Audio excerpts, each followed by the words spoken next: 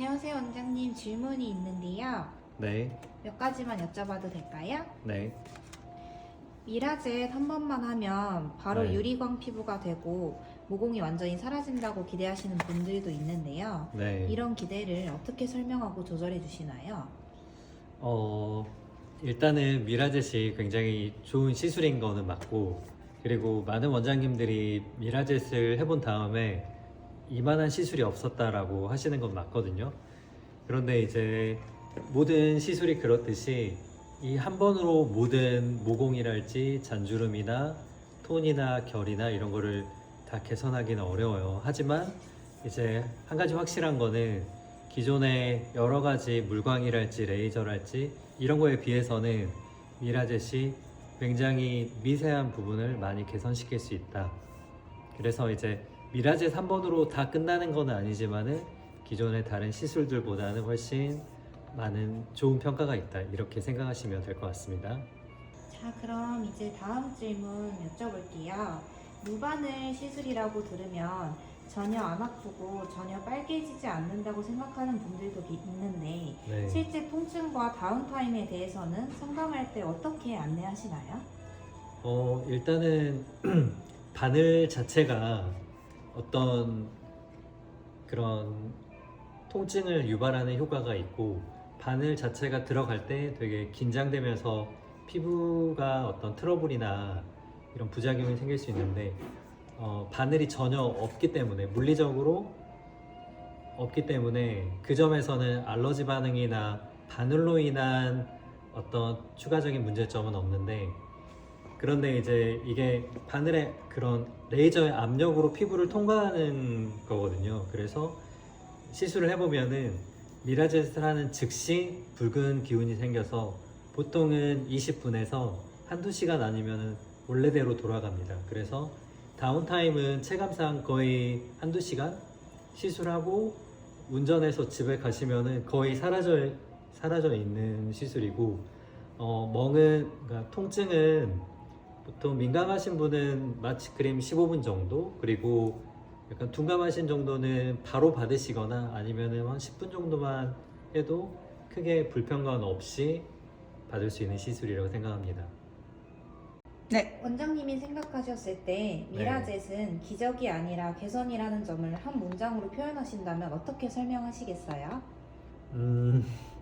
되게 어려운 질문인데 일단 미라젯은 그 미라클에서 온 건 맞아요. 그리고 이제 젯이라는 거는 압력을 나타내는 건데 제가 생각하는 미라젯은 약간 예전에 우리 김이나 토닝 레이저를 받으면은 5회로는 부족해서 10회, 20회 그러니까 꾸준히 오시면서 관리하는 시술이거든요. 마찬가지로 미라젯이라는 시술이 아무리 좋다고 하더라도 한 번에 내 모든 피부 고민을 해결하는 게 아니라 이제 한 번 전체적으로 주베룩이나 그런 리쥬란으로 시술을 받고 또 한두 달이나 또 여유가 되시거나 조금 더 급하신 경우에는 좀 더 자주 오시거나 아니면 바쁘시거나 그런 분들은 분기에 한 번 정도 오셔서 주기적으로 관리 받을수록 훨씬 내 피부를 안티에이징 시키면서 젊음을 쭉 유지해 갈 수 있는 그런 시술이라고 생각합니다.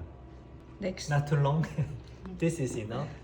그렇다면 선생님이 보시기에 미라젯의 가장 큰 가치는 무엇인가요? 바늘이 없다는 점, 약물이 고르게 퍼진다는 점, 네. 장기적인 관리에 좋다는 점 중에 어떤 부분에 가장 중요하게 보시나요? 이제 보면 우리가 약물을 주입할 때 피부가 가장 필요한 곳에 가장 필요한 약물을 주입을 해야 되는데 다른 손주사나 다른 주사기로 하면은 실은 근처까지는 갈 수 있는데 가장 정확하게 필요한 층이 바로 이제 유두진피라는 층이거든요. 유두진피가 건강해야 훨씬 젊음을 유지할 수 있는데 유두진피는 광노화에 의해서 영향을 많이 받아요. 그래서 이제 햇빛으로 인한 노화 그리고 이런 전체적인 피부의 컨디션을 개선하기 위해서 가장 필요한 층이 유두진피인데 이제 300 마이크로미터 정도 굉장히 종이 한 3장 정도 굉장히 얇은 층에 있어서 미라젯으로 주입을 해주면 가장 얇은 층에 정확하게 전달해 줄 수 있기 때문에 도움이 되는 시술이라고 생각합니다. 네, 같은 네. 고민을 가진 환자에게 전통적인 물광 주사와 네. 미라젯 중 한 가지를 골라야 한다면 실제로 어떤 세 가지 기준을 가장 먼저 고려하시나요? 이제 여러분이 미라젯에 대해서 알아야 될 것은 미라젯은 일종의 그런 시스템이에요, 시스템. 그래서 우리가 이제 미라젯으로 어떤 물광을 주사할 것인가, 미라젯으로 스킨보톡스를 주사할 것인가, 미라젯으로 리쥬란을 주사할 것인가, 주베르국을 주사할 것인가, 그걸 고민하는 것이지 물광이냐 미라젯이냐 이 자체를 가지고 고민하진 않아요. 차라리 이제 물광을 맞기로 하셨다면은 미라젯으로 하는 것이 가장 도움이 되는 시술이다.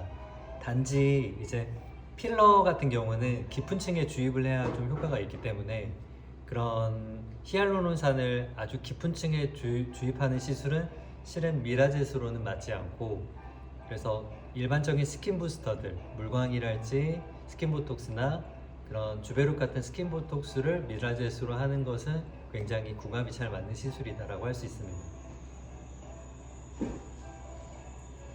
Last one. 한 사람의 얼굴에서 한쪽은 미라젯, 다른 쪽은 주사나 미세침으로 시술해 본 경험이 있다면 네. 직접 보셨을 때 가장 인상적이었던 차이는 무엇이었나요?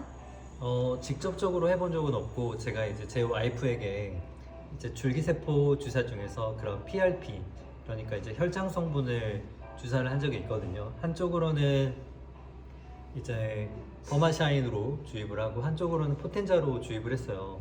그런데 포텐자로 했을 때는 하루에서 이틀 동안은 포텐자 쪽이 훨씬 좋았어요.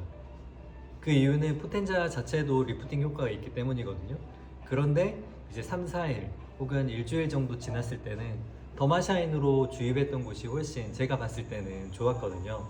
그런데 이제 미라젯으로 주입한다면 더마샤인보다 조금 더 필요한 층에 적절하게 전달해 줄 수 있기 때문에 오히려 반반 주사했을 때 미라젯으로 한쪽하고 다른 시술로 한쪽보다는 훨씬 미라젯이 효과가 좋을 거라고 생각합니다.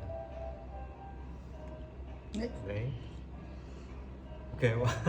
Your polity very difficult. 질문이 어려워요. Okay.